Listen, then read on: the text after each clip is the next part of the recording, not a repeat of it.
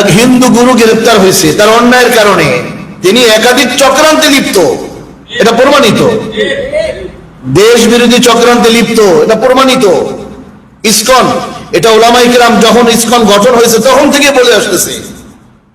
ওই যে বললাম হুজুররা কয়, হুজুররা কি জানে, যেটা হুজুররা বলে সেটা 5 বছর পর কাজে লেগে যায়, দেখে ঠিকই বলছে, তখন করার কিছুই থাকে না। ইসকন যখন, ইসকন হিন্দুদের এই জঙ্গি একটা সংগঠন যখন প্রথম হয় তখনই উলামায়ে কেরাম বলছে এদেরকে নিষিদ্ধ করেন, বাড়তে দিয়েন না। এখন এই হিন্দু এক গুরুকে গ্রেফতার করছে তার অন্যায়ের কারণে, তার দেশদ্রোহী বক্তব্যের কারণে, কথার কারণে, কাজের কারণে। চট্টগ্রামে একজন আইনজীবীকে হিন্দুরা মেরে ফেলছে আজকে, একাধিক মসজিদে ভাঙচুর করছে।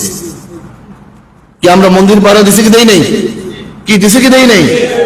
যাক, তবে লক্ষণ খুব খারাপ, খুব খারাপ। এটা আমাদের সতর্ক থাকা। বাকি এই লক্ষণ খুব খারাপ। যদি খুব অল্প সময়ের মধ্যে সমাধান না হয়, কোথার পানি কোথায় যায় বলা যায় না। এজন্য তো ইঙ্গিত তো আছে, গজওয়ায়ে হিন্দ, যে হিন্দুস্তানের সাথে লড়াই হবে মুসলমানদের, এটা হাদিসের কথা। এটা সেই সূচনায় আস্তে আস্তে একটা একটা একটা একটা হইতেছে কিনা তাও বা কে জানে। নতুবা বাংলাদেশে যেখানে 192 জন মুসলমান, সেই দেশে হিন্দুরা মিছিল করে আক্রমণ করে একজন মুসলিম আইনজীবীকে হত্যা করবে, আমরা আঙ্গুল চুষবো, এটা তো মেনে নেওয়া যায় না এটা।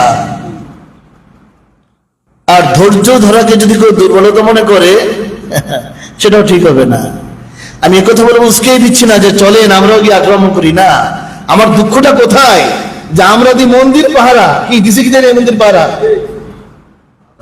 ওলামায়ে কেরামরা, তাবলীগ ওয়ালারা, নামাজ ধার্মিকরা, যাতে করে হিন্দুদের মন্দিরে কেউ তৃতীয় পক্ষ আক্রমণ করতে না পারে। আমরা দিলাম মন্দির পাহারা, তোমরা ভাঙলা আজকে চট্টগ্রামে মসজিদ, একজন মুসলিম আইনজীবীকে হত্যা করলা, লক্ষণ বেশি ভালো না, সাবধান হওয়া দরকার। আর এইসব দেশদ্রোহী বক্তব্য, দেশ বিরোধী চক্রান্তে যারা লিপ্ত, তাদের কঠোর শাস্তির আওতায় আনার দরকার। জোরে বলেন, আছে কি না? আমরা সেই অপেক্ষায় আছি। পাশাপাশি যে মুসলিম আইনজীবীকে হত্যা করা হলো, দৃষ্টান্তমূলক শাস্তি আমরা চাই। যারা হত্যার সাথে জড়িত তাদের গ্রেফতার করতে হবে। এবং যে মসজিদ ভাঙচুর করা হয়েছে চট্টগ্রামে, খুব দ্রুত এগুলো সুন্দর যদি ব্যবস্থা বিচার না হয়, তাহলে আমরা তো মাটির, আমরা তো রক্তের, তখন ধৈর্য ধরা মুশকিল হয়ে যাবে। আল্লাহ, আসলে মানুষের অবস্থা, মানুষ দিন দিন এত উগ্র হয়ে যাচ্ছে। আমি এই দৃশ্য দেখি এত আমার খারাপ লাগছে যে আমাদের উলামায়ে কেরামরা, মাদ্রাসার ছাত্ররা বা দিনদার পরেজগার ব্যক্তিরা তোমাদের মন্দির পাহারা দিল, যাতে করে তৃতীয় পক্ষ, মন্দির তো পাহারা দেওয়ার কথা না, অনেক শিরিক হয়, পাপ হয়, যে এরপরে দেশের শান্তি যেন বজায় থাকে, দিলাম মন্দির পাহারা, আর তোমরা ভাঙলা মসজিদ। তোমাদের সব মন্দির ভাঙতে তো 10 মিনিটের সময় লাগবে না, কিন্তু কই আমরা তো সেই চিন্তা করি না। আমরা নবীওয়ালা জিম্মাদারি পালন করি, তোমাদের ধর্ম তোমরা শান্তি মতো পালন করবে, কোনো সমস্যা নাই। কিন্তু তোমরা যা শুরু করেছো সে লক্ষণটা বেশি একটা ভালো না। উপদেষ্টা যারা আছে তাদের কঠোরভাবে বিশেষ সিদ্ধান্ত নেওয়া দরকার। বলেন, আছে কি নাই?